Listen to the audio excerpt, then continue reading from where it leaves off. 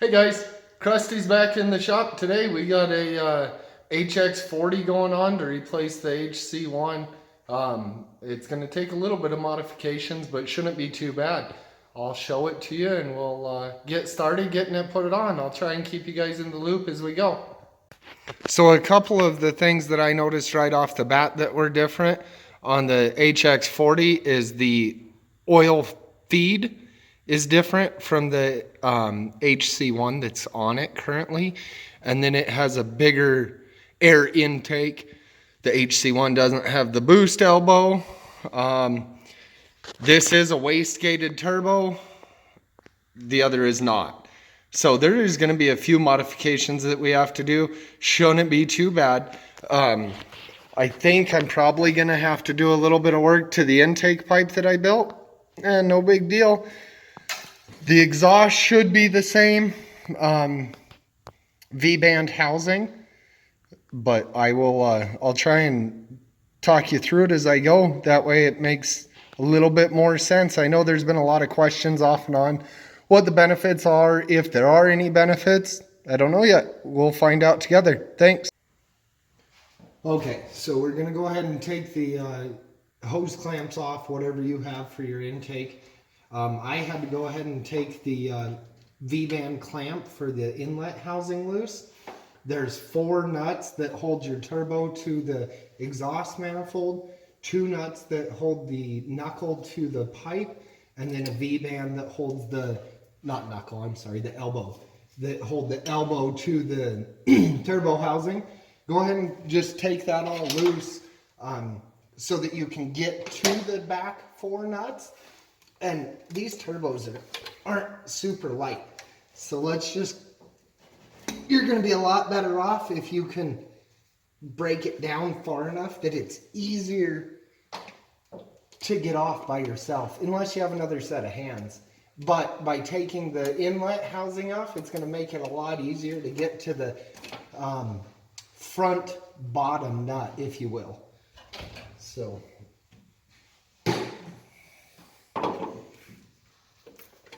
this guy should just, oh, I didn't get it quite loose enough.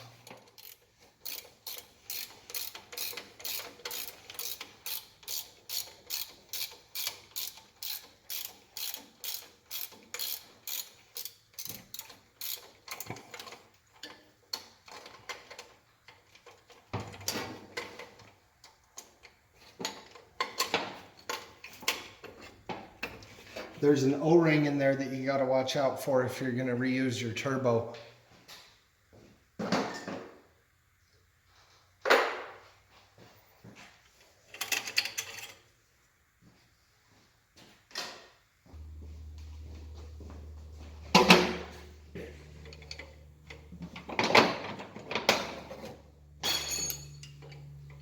Five-eighths.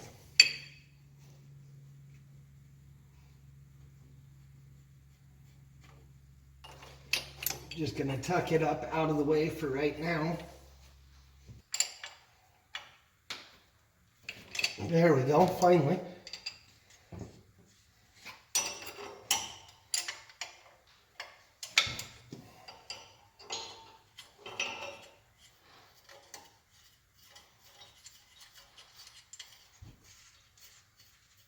I like to leave the easiest nut to get to on anything for last. And I'm gonna leave it held on by 1 nut until we get our oil drain line unhooked. Just in case it's super tight, I can get in there and put a little pressure on it. And I can't remember if it's a 7/16 or a 10.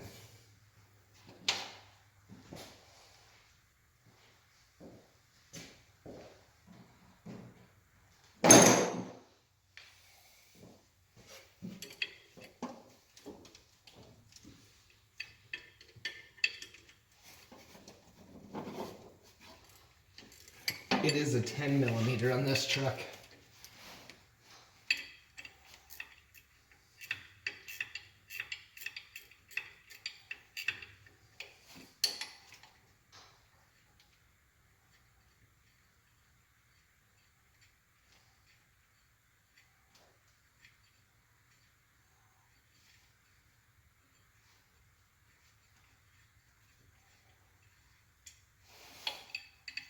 And there's one on the back side as well.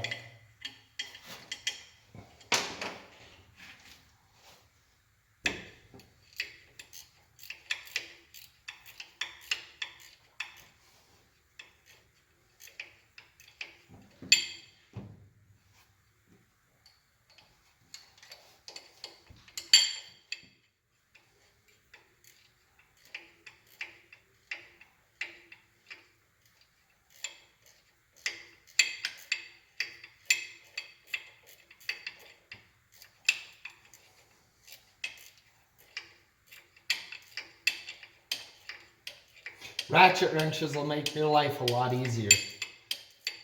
Even if they're Jeep Harbor Freight ones or Walmart ones, they will make your life a million times easier than if you're trying to do it with a regular box end wrench.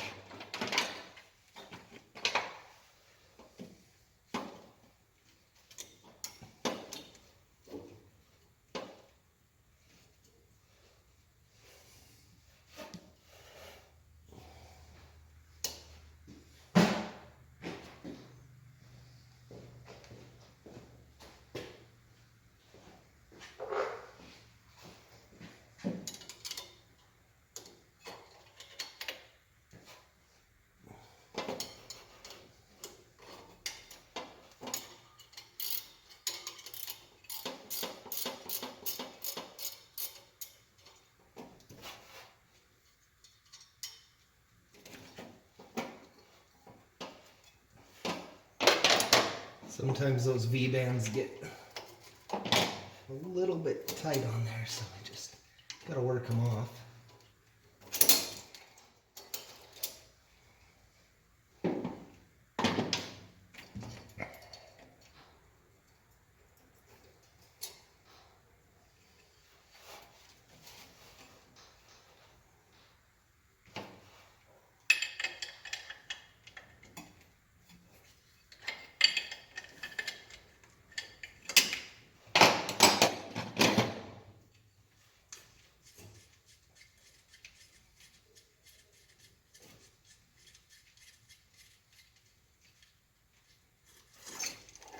And that's that. She pops right off.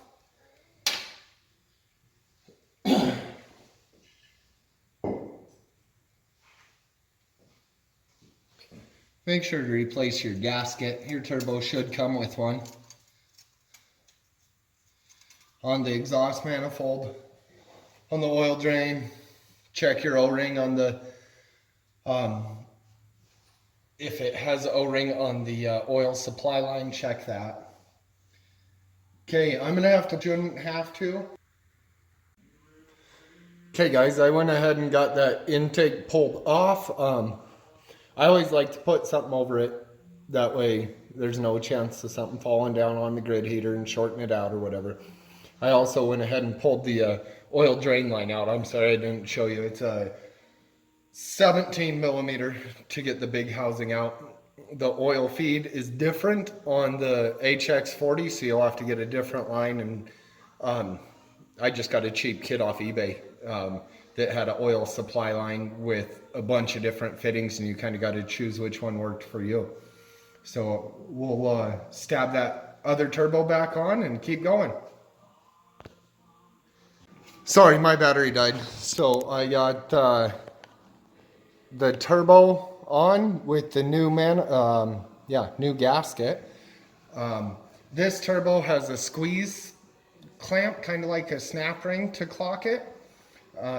Then a V-band on the exhaust, just like the other one did. Should be simple as can be to get it put back on. We'll keep going.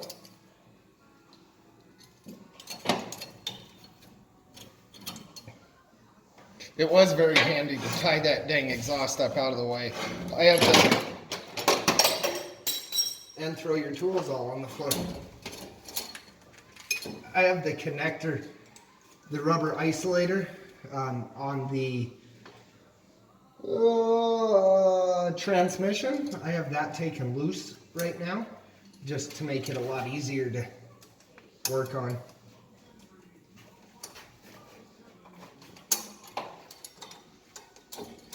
One thing with the V-band, you want to make dang sure that you get a hold of both pieces.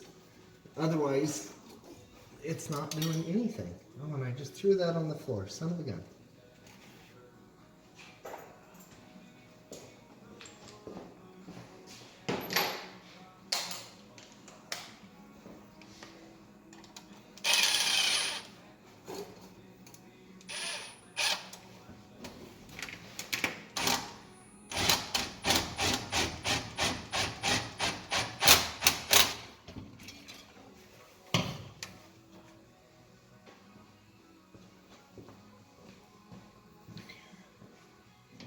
Make sure to put a new gasket on it, guys. It's not worth a leak.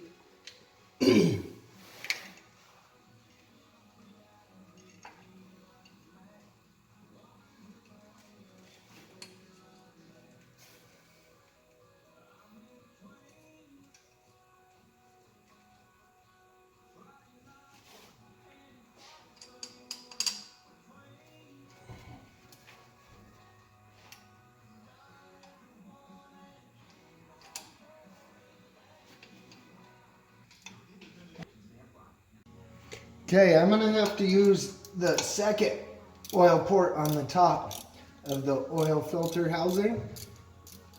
My oil feed line is not the same size as the one that was there factory, so I'm gonna get a plug and I'm gonna put this back in the factory hole, and I'm gonna utilize this one, the secondary one. Shouldn't be a big deal at all. Just another one of those unforeseen things that happens every time you don't do factory replacement.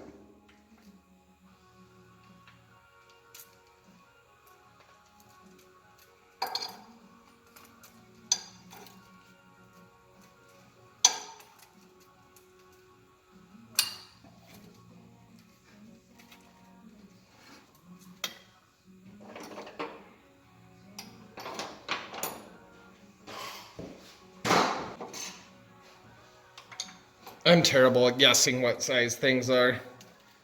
I find out by trying everything in the toolbox.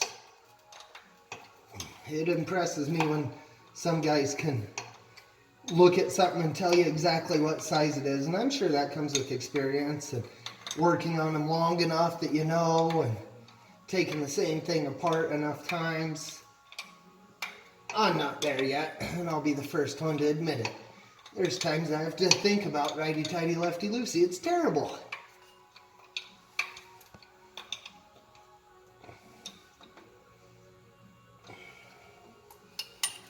Okay.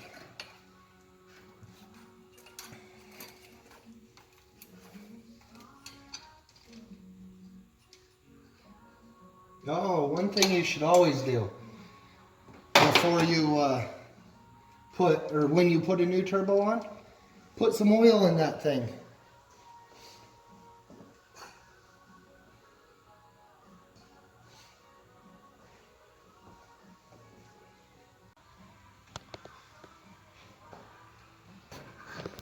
It's a good idea to always put the same viscosity of oil. Sorry, my camera's being a pain in the butt. In it that you're going to use, that you're going to run in the truck.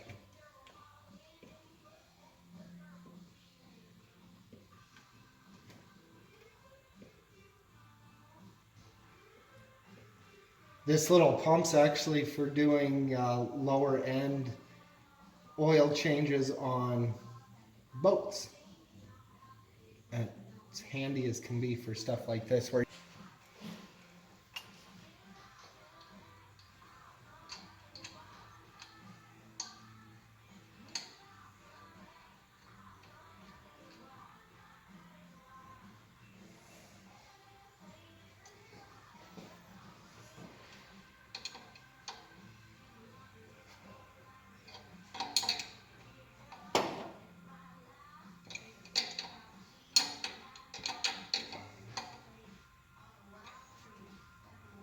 okay, that is the basic installation of an HX40 on a first gen non-intercooled truck.